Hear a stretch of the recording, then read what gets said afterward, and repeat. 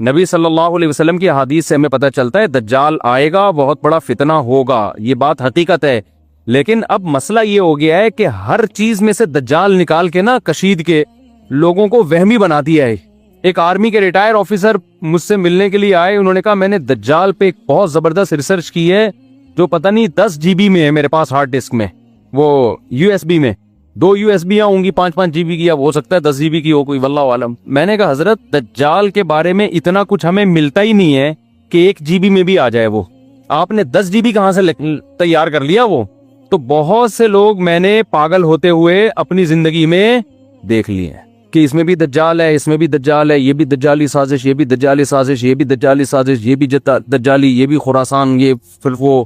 بھائی آپ کو حکم ہے گراؤنڈ ریئلٹی کو سامنے رکھ کر آپ فیصلہ کرو. دجال نے جب آنا ہوگا آئے گا، اس کے لیے تیاری ضرور رکھو. تیاری کا کیا مطلب؟ اللہ سے پناہ مانگو، جمعے کے دن سورہ کہف پڑھ لیا کرو بس. ابھی سے آپ اس کے بارے میں وہ کچھ کرنا شروع کر دیں، اس کا نقصان یہ ہوتا ہے کہ ابھی گراؤنڈ ریئلٹی آپ کو کچھ اور کرنے کا حکم دے رہی ہوتی ہے اور آپ دجال سامنے رکھ کر اپنی پالیسیاں چینج کر رہے ہوتے ہو. آپ ہر تھوڑے دن میں یوٹیوب پہ دیکھو کوئی دجال کے بارے میں رپورٹ پیش کر رہا ہے، کوئی سب A to Z غلط اکثر خبریں ہوتی ہیں، اپنی طرف سے کھینچا تانی کر کر کے نا نکالا ہوا ہوتا ہے. جس چیز کو اسلام نے مبہم رکھا ہے آپ اس کو ڈیٹیل میں بیان نہیں کر سکتے. مبہم رکھا ہے، مبہم ہی رہنے دو اس کو.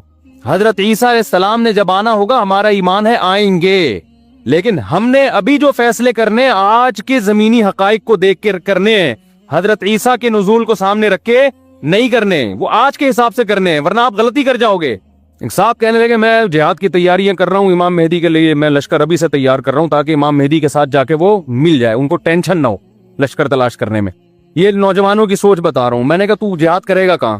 یہ اسلامی کنٹری ہے، یہاں کرے گا تو امام مہدی کے آنے سے پہلے جو تھوڑا بہت لشکر تیار ہونا تھا اس کا بھی بیڑا غرق ہو جائے گا. ملک میں تم کچھ کرو گے تو ملک اور کمزور ہوگا اور ملک دشمن قوتیں اس کو بھی کھا جائیں گی. کہہ رہے یہی تو پرابلم ہے مفتیوں میں، علماء میں، نہ خود کچھ کرتے ہیں نہ دوسروں کو کرنے دیتے ہیں. ہم آپ کو ایسا نہیں کرنے دیں گے جس سے جو تھوڑی بہت رہی صحیح اسلام کی رمق باقی ہے اس کا بھی ستیہ ناس ہو جائے. آپ کا جذبہ تھا 4 شادیوں کا، منگیتر کو پہلے بتا دیا میں 4 کروں گا، تو 1 ہوگی آپ کی؟ بولو نا، 1 بھی نہیں ہوگی. پھر گھر میں جو بھی رشتے والے آ رہے ہیں نا، آپ نے جلی حروف میں پہلے سے لکھوا دیا کہ چونکہ میں نے 4 کرنی ہے تو 4 کی تیاری میری پہلے سے ہے. یہ لو بھائی آئی ول ڈو 4 میرج، کچھ بھی انگلش میں فارسی میں پشتو میں لگا دیا آپ نے. اس کا نتیجہ نکلے گا 4 تو دور کی بات 1 بھی نہیں ہوگا. یہی ہو رہا ہے کہ اس طریقے سے ملک کے اندر اس طرح کی باتیں کرنا. خلیفہ کوئی ہر تھوڑے دن میں کوئی خلیفہ آیا ہوا ہوتا ہے مارکیٹ میں کہ اس کے ہاتھ میں بیعت ہو کے ہم خلافت نافذ کریں گے. خلافت تو سوال ہی پیدا نہیں ہوتا اس طریقے سے نافذ ہو جائے. جو رہی صحیح ٹوٹی پھوٹی خلافتیں کچھ بچی ہوئی ہیں ان کی بھی ایسی کی تیسی ہو جائے گی. آپ دیکھو پہلے بنو امیہ کی حکومت کا خاتمہ ہوا، بڑی زبردست حکومت تھی، بڑی زبردست خلافت تھی. ٹھیک ہے ان کے مظالم بھی تھے، ہم ان مظالم میں ان کو اچھا نہیں کہتے، لیکن اوورآل اسلام کو فائدہ ہو رہا تھا. بنو امیہ کے دور میں بڑے بڑے محدثین پیدا ہوئے، بنو امیہ کے دور میں بڑے بڑے فقہا پیدا ہوئے، بنو امیہ کے دور میں بڑے بڑے مجاہدین پیدا ہوئے جنہوں نے سندھ فتح کیا، کابل فتح ہوا، لاکھوں مربع میل اسلام کی ایک ریاست قائم ہوئی. اس دور میں جتنا علمی کام ہوا ہے آپ تصور نہیں کر سکتے. ٹھیک ہے بادشاہوں میں شر بھی ہوتا ہے، خیر بھی ہوتی ہے، لیکن سنجیدہ علماء نے منع کیا اس حکومت کے خلاف بغاوت مت کرو، کیونکہ نبی صلی اللہ علیہ وسلم نے فرمایا کہ جب مسلمانوں کا کوئی خلیفہ ہو، بادشاہ ہو، چاہے وہ جبرن آئے، چاہے وہ تلوار کی بیس پہ مسلط ہو جائے، صحیح مسلم کی حدیث آپ نے فرمایا اس کے مقابلے میں جو بھی کھڑا ہو اس کو قتل کر دو، کائن من کان، جیسا مرضی ہو وہ، جتنا ہی نیک ہو، جتنا ہی پرہیزگار ہو. کیونکہ بادشاہ لوگ، حکومتیں 100% درست کہیں بھی نہیں ہوتی. اوورآل اجتماعیت دیکھی جاتی ہے کہ اجتماعیت مسلمانوں کی قائم ہے. جب بنو امیہ کی حکومت تھی اس وقت کسی اسلام دشمن قوت کی مجال نہیں تھی کہ سر اٹھا کے ہماری طرف دیکھ سکے. ان کو پتا تھا یہ جیسے مرضی ہیں ہمارے خلاف متحد ہو جائیں گے. سمجھ میں آ رہی ہے بات کہ نہیں آ رہی ہے؟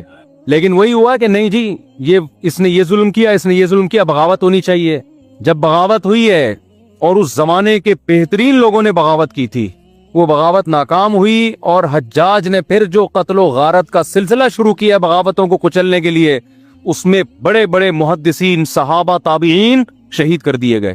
حجاج نے غلط کیا، ہم حجاج کی حمایت نہیں کرتے، لیکن جنہوں نے حجاج کے خلاف مسلح بغاوت کی تھی ان کا بھی غلط ہونا ثابت ہو گیا کہ انہوں نے بغاوت کر کے اچھا بولو نہیں کیا، برداشت کرتے اس میں اجتماعیت تھی.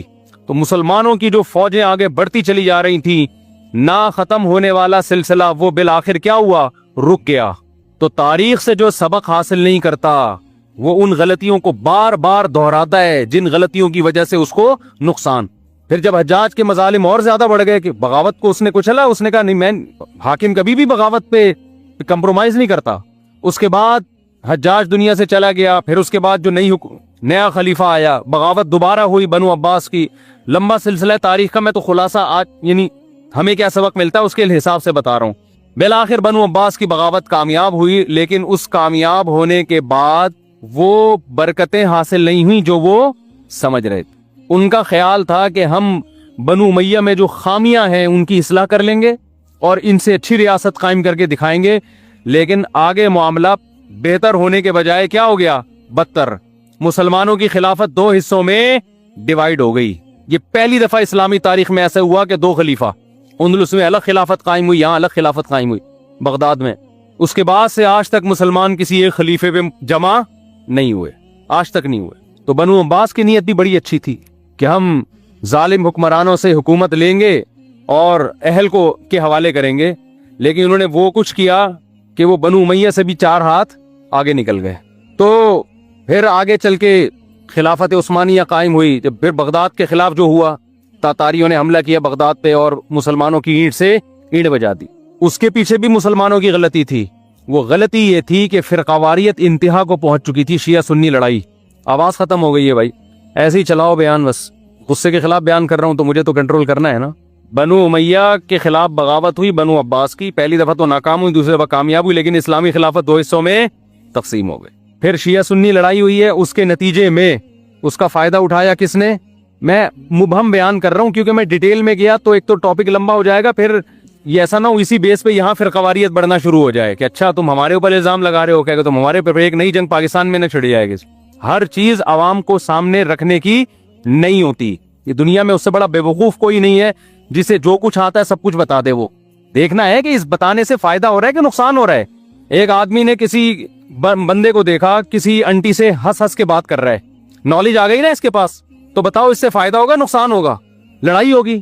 اب کوئی کہہ رہا ہے تو اس کی بیوی کو کیوں بتا رہے؟ کہہ رہے نالج جتنی بھی ہو شیئر کر دینی چاہیے، اسے کبھی بھی چھپا کے نہیں رکھا. حق یہ ہے کہ حق کو بیان کیا جائے، حق یہ ہے کہ دیکھا جائے کہ یہاں حق کو بیان کرنے کا فائدہ ہے یا نقصان ہے.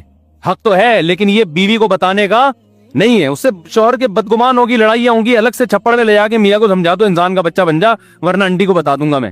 سمجھتے ہو کہ نہیں سمجھتے؟ اس لیے جو آج کل کے جو بہت سے اسکالرز آ رہے ہیں نا، جو سب کچھ عوام میں شیئر کر رہے ہیں، یہ نہیں دیکھ رہے کہ اس کے فائدے ہو رہے ہیں کہ نقصان ہو رہے ہیں. اور کمال کی بات یہ تمام لوگ جو فرقواریت پھیلاتے ہیں، لیبل لگاتے ہیں، فرقواریت ختم کر رہے ہیں. تو بہرحال وہ شیعہ سنی لڑائی ہوئی، پڈا ہوا، پھر انہوں نے کہا ہم انتقام لیں گے. نتیجے میں خلافت بغداد کی خلافت کا کیا ہو گیا؟ ایسی کی تیسی ہو گئی. وہاں بھی غصے کو کنٹرول نہ کرنے کی وجہ سے ہوا ہے. سمجھتے ہو؟ بنو عباس کو بنو امیہ پہ غصہ تھا، کنٹرول نہیں کیا انہوں نے. یہ نہیں دیکھا کہ غصے کو جاری کرنے کے نقصانات ہیں یا فائدے ہیں. انہوں نے کہا نہیں، انہوں نے ظلم کیا بھی تھا، ہم نے ظلم کا انتقام لینا ہے. انتقام لے کے واٹ کس کی لگی؟ مسلمانوں کی. برداشت کر لیتے بھائی. پھر بنو عباس کی خلافت آئی. ہم نے کہا، یعنی بڑوں نے کہا، اہل سنت والجماعت نے کہا جو ہے جیسے ہے اس کے خلاف تلوار نہیں اٹھائی جائے گی. پھر فرقہ لڑائی شروع ہوئی بغداد میں. اس میں اگر یہ دیکھتے کہ زبانی حد تک بات چیت رہے، مار دھاڑ کی نوبت نہ آئے، تو وہ کچھ نہ ہوتا جو ہوا.